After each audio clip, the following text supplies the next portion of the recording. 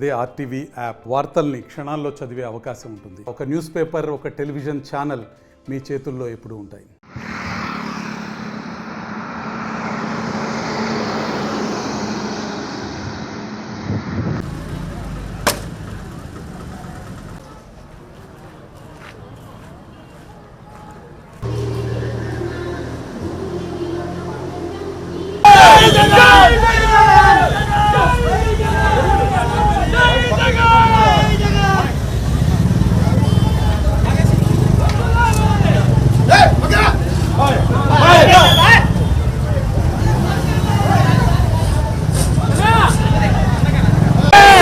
నేను వైఎస్ఆర్సీపీ పార్టీలో జాయిన్ అయింది చాలా తక్కువ కాలం అండి.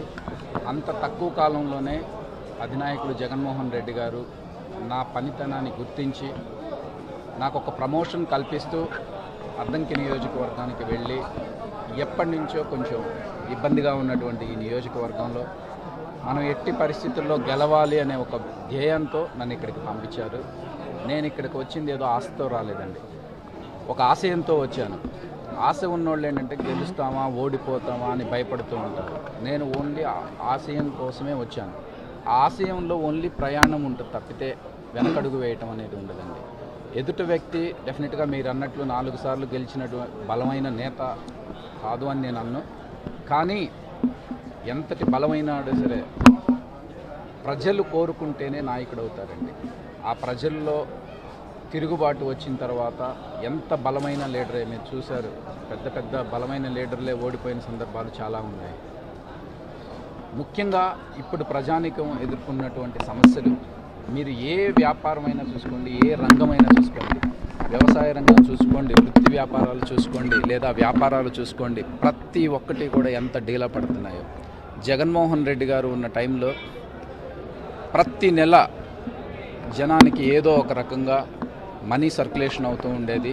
అది అమ్మఒడి పడినప్పుడు కానివ్వండి, లేదా ఇంకేదన్నా పథకం ఇచ్చినప్పుడు కానివ్వండి, ఆటో వాళ్ళకి కానివ్వండి, కాపు నేస్తం కానివ్వండి, ప్రతి ఒక్కళ్ళకి డబ్బులు ఇచ్చినప్పుడు ఏంటంటే వాళ్ళ జేబులోని డబ్బులు బట్టల కొట్టుల్లోకి వెళ్ళటమో, బంగారపు కొట్టుల్లోకి వెళ్ళటమో, మనీ సర్క్యులేషన్ అవుతూ ఉంది. ఎప్పుడైనా ఒక దేశ ప్రగతి అనేది ఒక వ్యక్తి ఎంత ఖర్చు పెట్టగలడు, ఎంత పర్చేస్ చేయగలడు అనే దాని మీద డిసైడ్ అవుతుందండి. అలాంటి దాన్ని పెంచి డెఫినెట్గా రాష్ట్ర అభివృద్ధికి ఎంతో ప్రగతి చేశారనమాట. కానీ ఇప్పుడు మీరు చూసుకున్నటువంటి అంటే వ్యవసాయ రంగంలో కుదేలైపోయింది. కనీసం యూరియా కూడా ఇవ్వలేనటువంటి స్టేజ్లో ఈ ప్రభుత్వం ఉంది. ఇచ్చిన ప్రతి హామీ తుంగలో తొక్కుతున్నారు. మీరు చూసుకున్నట్టయితే ఆడబిడ్డ నిధి కానివ్వండి, నిరుద్యోగ వృత్తి కానివ్వండి, ఏది కూడా అమలు చేయలేని స్టేజ్లో ఉన్నారు.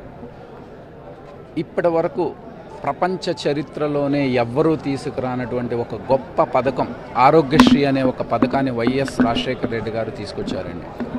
అలాంటి పథకాన్ని వైఎస్ జగన్మోహన్ రెడ్డి గారు ప్రతి కుటుంబానికి 25 లక్షలు పెంచుతూ ఒక గొప్ప అవకాశం ఇచ్చారు. కానీ ఇప్పుడు ఈ ప్రభుత్వం ఏం చేయబోతుంది, ఆ ఆరోగ్యశ్రీని కూడా ప్రైవేటు ఇన్సూరెన్స్లకి ఇవ్వడానికి, అదేవిధంగా ఎంత బకాయిలు ఉన్నాయో మీ అందరికీ తెలుసండి.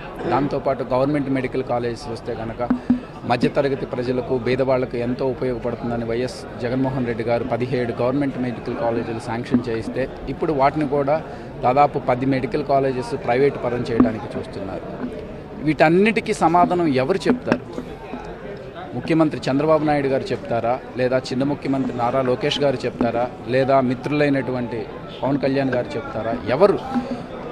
ప్రతి ఒక్క దాన్ని రాజకీయం కోసం, వాళ్ళ లబ్ధి కోసం ఎదుటి వాళ్ళ మీద ఏదో నిందలు మోపి అది చేశాడు, ఇది చేశాడు, ఆ కులాన్ని తిట్టాడు, ఈ కులాన్ని తిట్టాడు అని ప్రోపగండా చేశారు. కానివ్వండి, దాదాపు అధికారంలోకి వచ్చి 16 నెలల నుంచి 18 నెలలైంది. ఒక్కటన్నా ప్రూవ్ చేయగలిగారా? లేదు. కల్తీ మద్యం అన్నారు, ఇప్పుడు ఏమైంది? ప్రతి ఒక్క రిపోర్టు చిరంజీవి గారిని తిట్టారు అన్నారు. స్వయానా చిరంజీవి గారు ఆయన స్వహస్తాలతో రాసి పంపించినటువంటి ఒక లెటర్ రిలీజ్ చేసిన తర్వాత ఈరోజు జనం అనుకుంటున్నారు, అమ్మో ఆ రోజు మనం తప్పు చేశాము, మనం తప్పు అనుకున్నాము అనేది. అలా ప్రతి ఒక్కటే అండి. కర్మ ఫలం ఎవరిని వదలదు. కర్మ సిద్ధాంతం అనేది చాలా గొప్పదండి. డెఫినెట్గా ఏ నిందలైతే ఆయన మీద మోపారో ప్రతి ఒక్కటి కూడా వాళ్ళ నోటి ద్వారానే నిజాలు చెప్పించి జగన్మోహన్ రెడ్డి గారి వ్యక్తిత్వాన్ని, జగన్మోహన్ రెడ్డి గారు ఈ రాష్ట్రానికి ఏ విధంగా మంచి చేశారో మీ అందరికీ తెలిసేలాగా చేస్తారు. అమ్మిరెడ్డి గారు ఆల్రెడీ 5 గంటలకు ఇన్ఛార్జ్ ఇచ్చారు. అంటే ఎలాగా మీరు ప్రజల్లోకి ఎటువంటి సమస్య అంటే ఒక సమస్య వస్తే మీరు ఎలాగా ప్రజల్లో తీసుకెళ్తారు? డెఫినెట్గా నేను ఒక అద్దంకి ఒక రాజకీయ నాయకుడిలాగా రాలేదండి, ఒక కుటుంబ సభ్యుడిలాగానే వచ్చాను.